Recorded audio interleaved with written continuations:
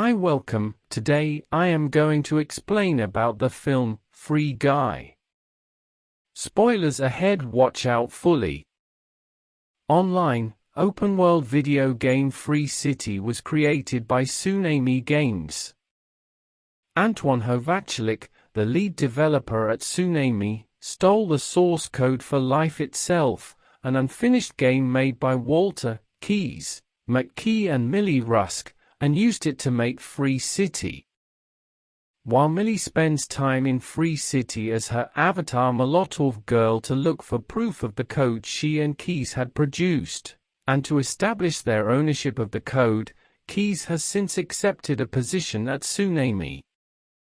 Guy, a non-player character, NPC, in the game, works as a bank teller and hangs out with Buddy, a bank security guard, oblivious to the fact that his surroundings are a virtual one.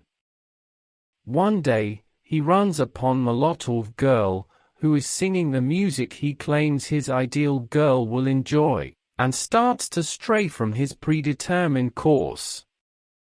He steals some sunglasses from a player who attempts to rob his bank, and while wearing them, he can see Free City on the player's head-up display, HUD.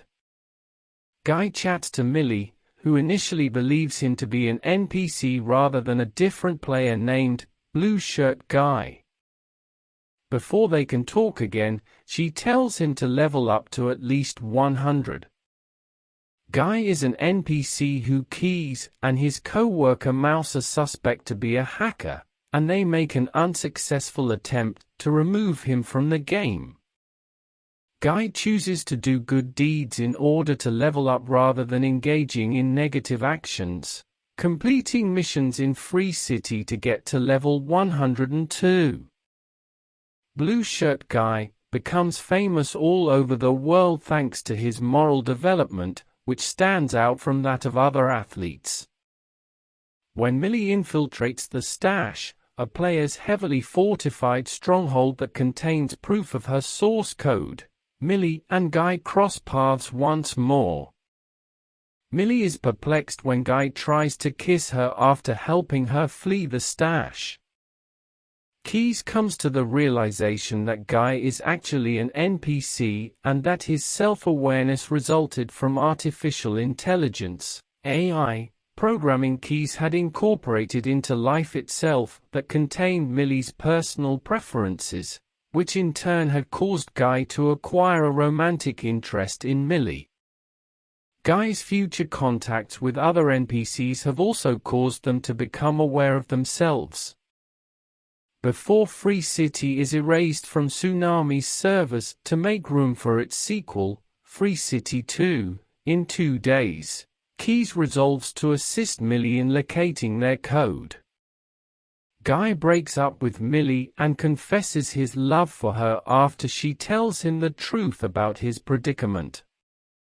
Guy, however, realizes that there was more to their connection than just love after speaking with Buddy about the circumstance and regains his full sentience.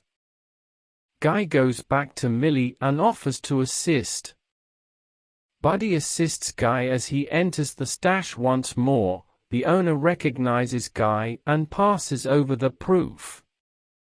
Antoine tells Keyes and Mouser to restart the entire game because Guy's fame is endangering the release of Free City 2, but Keyes disagrees, so Antoine does it himself.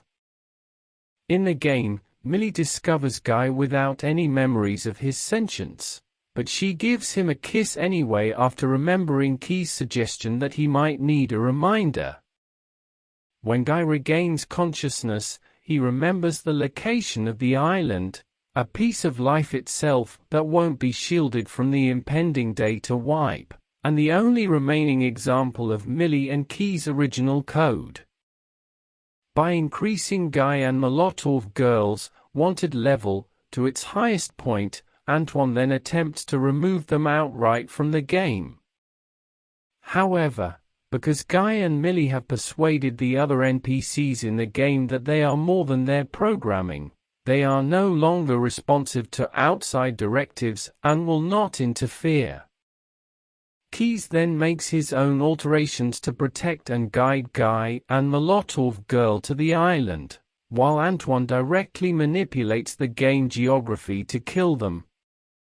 Keys broadcasts the operation to all of the Free City players who had been kicked out of the game.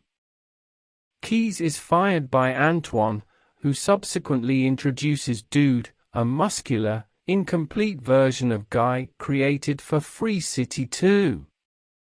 In a desperate attempt to hide his theft, Antoine then breaks into Tsunami's server room and starts destroying the game's servers with a fire axe. This causes Mouser to learn of Antoine's crimes and fire him, but Guy arrives on the island before he can destroy the final server, causing gamers all over the world to witness the event. After the theft was discovered, Antoine kidnapped the last server and demanded that Millie drop her lawsuit, hand over the Free City IP, and give up the game's revenue. The occupants of the game are preserved because Millie eagerly agrees, feeling that the game's programming is its true value. Millie and Guy hug and kiss as she realizes that Key's code was actually a love message to her. Guy and Buddy get back together, and they start living their own lives in free life independent of the rules they had to obey in Free City. Without Millie and Key's code, the launch of Free City 2 is a complete failure. Antoine is demonized in the media for his now exposed crimes and is taken into custody for theft and criminal mischief. The retrieved code is used by Keys, Mouser, and Millie to launch Free Life, enlisting Guy, Buddy, Dude, and the other Free City NPCs in the process. Thanks for watching this awesome recap. Subscribe for regular movie updates.